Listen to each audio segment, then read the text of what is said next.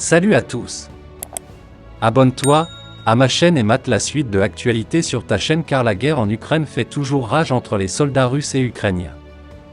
À Kharkiv, la contre-attaque de l'armée ukrainienne semble ralentir.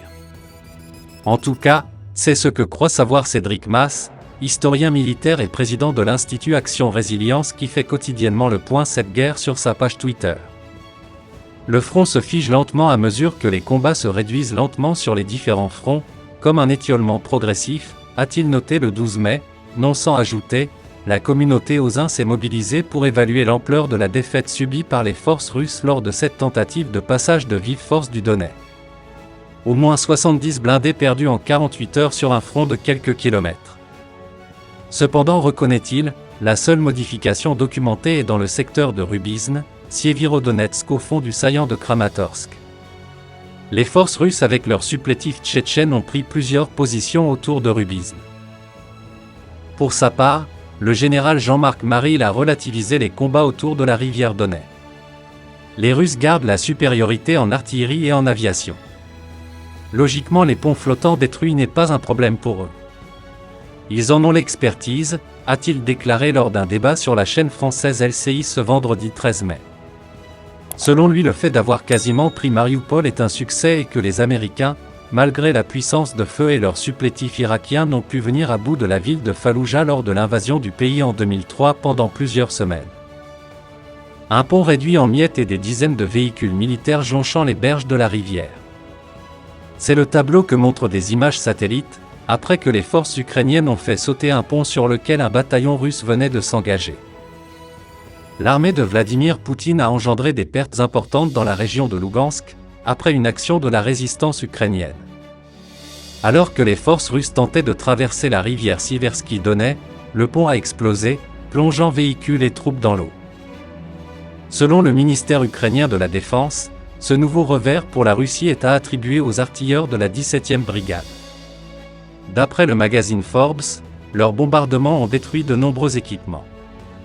Plus de 70 chars, véhicules d'infanterie et véhicules blindés ont été mis hors service, autrement dit presque un bataillon entier. Près d'1 millier de soldats russes étaient sur place lors de l'attaque ukrainienne. Le personnel restant a été tué ou a fui à la nage de l'autre côté, a précisé Serhiy Edé, chef de l'administration militaire régionale de Louhansk. Dans la région de Lougansk, Donbass, les combats sont particulièrement intenses. Mais pour progresser en Ukraine, les troupes russes doivent traverser la rivière Donets. Hors direction des communications stratégiques à Kiev gazouillait des photos d'épaves fumigènes et de 2 têtes de pont détruites, et a déclaré que l'armée tempête séparée de la 80e brigade toutes les tentatives des occupants russes pour traverser la rivière ont été détruites. Les Siversky Donets, qui coulent du sud de la Russie à travers les régions séparatistes ukrainiennes de Kharkiv et Louhansk, sont devenus un obstacle majeur aux tentatives de la Russie de consolider les territoires qu'elle a depuis capturés. Invasion en février.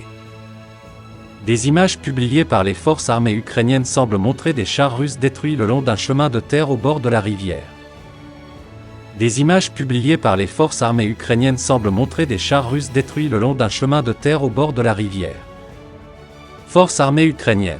L'armée ukrainienne a déclaré mercredi que les forces russes tentaient de prendre le contrôle total de la ville de Rubizne, une ville de 55 000 habitants située sur la rive et du fleuve, et qu'elle lançait une attaque sur Liman, à environ 50 km, environ 31 miles, à l'ouest.